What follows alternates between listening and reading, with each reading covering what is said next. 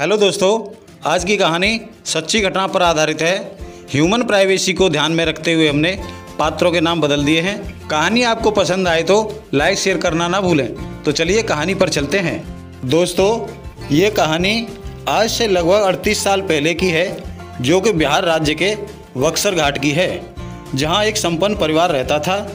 उस परिवार के मुखिया मोहनलाल की शादी घटना से कुछ साल पहले हुई थी।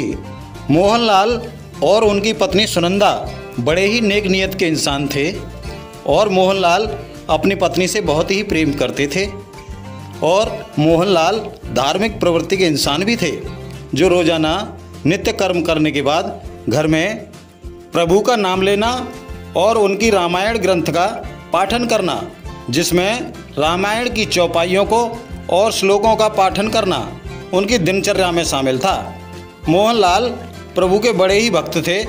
प्रभु की भक्ति करना और हर रोज़ सुबह नियम से रामायण के श्लोक और चौपाइयों का पाठन करके घर के माहौल को भक्तिमय कर देते थे।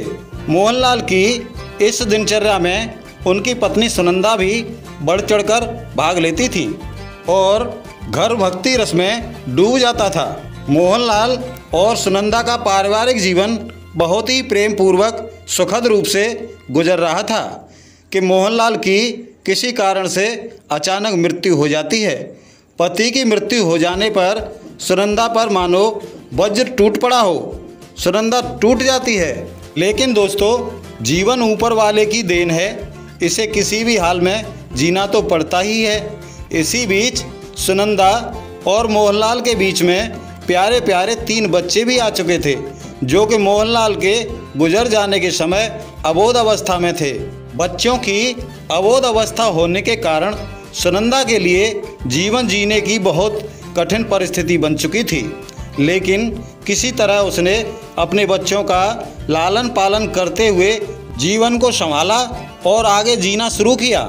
सुनंदा ने जीवन की गाड़ी को आगे बढ़ाया ही था कि पति के गुजर जाने के 1 साल बाद एक तोता सुबह सुबह सुनंदा के आंगन में आता है और जिस तरह से मोहनलाल सुबह सुबह रामायण का पाठ करते थे, चौपाइयाँ सुनाते थे, ठीक वैसे ही तोते ने भी रामायण के श्लोक और चौपाइयाँ सुनाना शुरू कर दिया और सुनंदा के घर आंगन को भक्तिमय कर दिया। सुनंदा ने और परिवार के सभी सदस्यों ने जब यह देखा तो सभी लोग आश्चर्य में पड़ गए और सोचने लगे कि यह तोता किसी का पालतू है, जो कि इत्तेफाक से पिंजरा खुला होने के कारण उड़कर यहाँ आ गया है और कुछ ही समय में यहाँ से उड़कर चला जाएगा। लेकिन जिस तरह से और जितने समय तक मोहनलाल अपना पाठ करते थे, ठीक वैसे ही तोते ने रामायण का पाठन शुरू किया और रामायण के श्लोक, चौपाइयाँ आदि सुनाकर पूरे घर को भक्ति रस से भर दिया। और तोते का पाठन भी उतने समय तक ही जारी रहा जितने समय तक मोहनलाल अपना पाठन करते थे। तोते का पाठन समाप्ति के बाद जाना नहीं हुआ तो सुनंदा ने तोते को पकड़ने के लिए अपना हाथ बढ़ाया तो तोते ने उड़ जाने की बजाय अपने आप को सुनंदा के हवाले कर दिया। इसके बाद सुनंदा ने किसी पड़ोसी सदस्य को बाजार भेजकर तोते के लिए एक पिंजरा मंगा लिया और तोते को पिंजरे में अपने यहाँ रख लिया। अगले दिन सुबह तोते ने उसी क्रम से अपना रामायण का भक्ति पाठन शुरू किया तो सुनंदा ने पिंजरे की खिड़की खोलकर उसे आज़ाद कर दिया। तोता पिंजरे से आज़ाद होते ही जिस स्थान पर मोहनलाल आराधना रामायण पाठन करते थे, उसी स्थान पर पहुंच गया और उसी प्रकार रामायण पाठ और श्लोक चौपाइयाँ सुनाने लगा। तो सुनंदा सहित घर के बाकी सदस्यों ने भी तोते की आराधना में, चौपाइयों के गायन में ठीक वैसे ही भाग लिया जैसे मोहनलाल के साथ भाग लेते थे। सुनंदा तोते की दिनचर्या को देखकर सोचने लगी कि इस तोते की दिनचर्या मेरे पति की दिनचर्या से मेल खाती है। हो ना हो इस तोते में मेरे पति का अंशावतार तो नहीं। ऐसा सोचकर सुनंदा तोते का खास ख्याल रखने लगी और तोता भी बिना किसी परेशानी के सुनंदा के यहाँ आराम से रहने लगा। तोते के नित्य कर्म को देखते हुए सुनंदा के पड़ोसी लोग भी सोचने लगे कि इस तोते में कुछ तो खास बात है। यह तोता तो मोहनलाल की तरह ही नियमित समय से अपनी आराधना, रामायण पाठन, श्लोक चौपाइयों का गायन भी करता है। इसने कहाँ से सीखा और कैसे सीखा? पड़ोसियों की तरह जो भी कोई व्यक्ति तोते को देखता वही अचंभित होता कि सामान्यतः तोते में यह सब चीज़ें प्रशिक्षण से भी देना मुश्किल काम है और यह तोता बिना किसी प्रशिक्षण के एक इंसान की तरह रामायण पाठ, श्लोक चौपाइयाँ आदि कंठस्थ सुनाता है। ऐसा लगता है कि पूर्व जन्मों की याददाश्त साथ लेकर आया हो। ऐसा बोलते हुए सभी लोग चले जाते।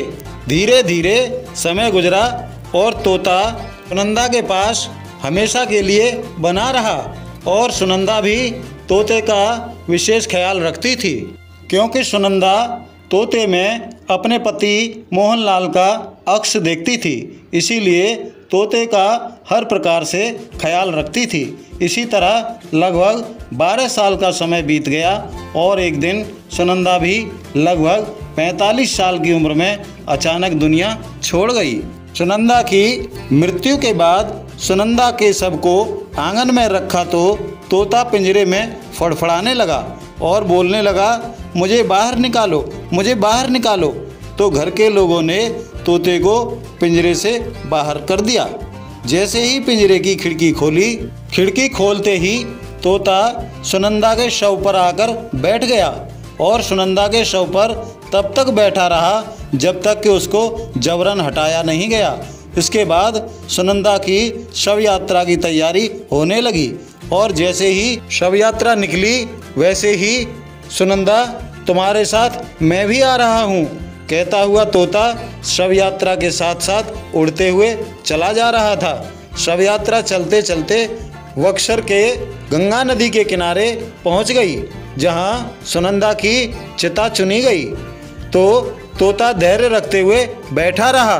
चिता चुन जाने के बाद सुनंदा को चिता पर लिटा दिया और अंतिम संस्कार की ज्वाला प्रज्वलित कर दी।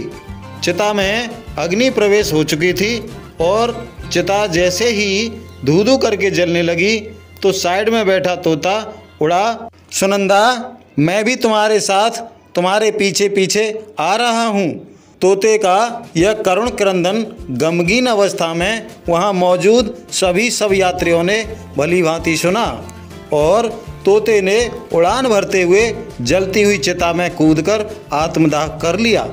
सभी सब यात्रियों ने जब इस दृश्य को देखा तो सभी सब यात्री हक्के बक्के रह गए और सोचने पर मजबूर हो गए कि इस तोते की जान देने के पीछे क्या कहानी है, इसे समझना होगा।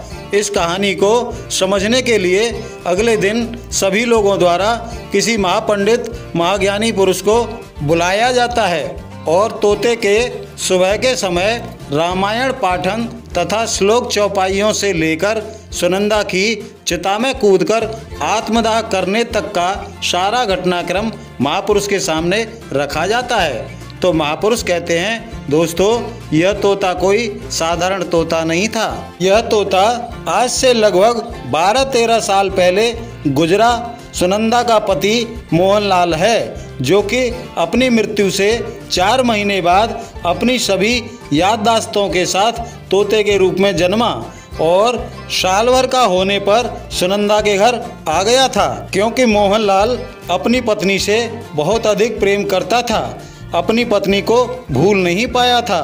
उसी प्रेम की बदौलत आज उसने साबित कर दिया कि मोहनलाल अपनी पत्नी सुनंदा को कितना चाहता था और बाद का घटनाक्रम तो आपको मालूम ही है, उसे बताने की ज़रूरत नहीं है। महापुरुष की इतनी बात सुनते ही सभी लोग सुनंदा के गम के साथ साथ एक बार फिर से मोहनलाल के गम में भी गमज़दा हो जाते हैं और सभी लोग सुनंदा और मोहनलाल को सम्मान के साथ भावभीनी श्रद्धांजलि देते हैं।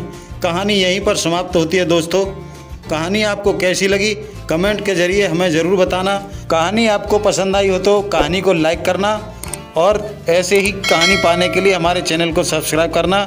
चलिए दोस्तों, मिलते हैं एक नई कहानी के साथ, तब तक के लिए नमस्कार।